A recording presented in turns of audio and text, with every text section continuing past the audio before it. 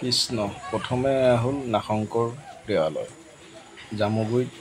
অৱস্থিত জামুগুৰি চুতীয়াত অৱস্থিত আৰু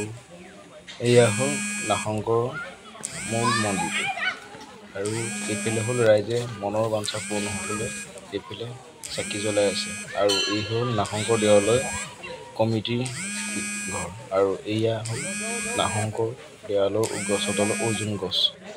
আৰু এইটো হ'ল ৰাস্তা দেখিছেনে ৰাইজ আৰু তাৰপিছত আমি দেখাই আছোঁ গছনি দেখিবলৈ ভাল লাগিলে সেইকাৰণে বাৰ মই উঠাইছোঁ আৰু দেখাইছোঁ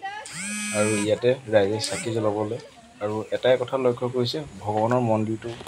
আগত লৈ ৰাইজসকলে ফটো উঠিছে এইটো এটা মই ভাল পোৱা নাই আৰু এয়া কাছত দিলোঁ আমি শুকান মাছ চাওকচোন কিমান ডাঙৰ ডাঙৰ আৰু কিমান প্ৰজাতিৰ বিভিন্ন দেখি পেলাই মনটো কিবা লাগি গৈছে আৰু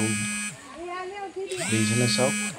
কিমান ডাঙৰ ডাঙৰ পাইছোঁ এটাৰ ওজন প্ৰায় 70 কেজি 75 কেজি 1 কুইণ্টেলৰ ওপৰতো আছে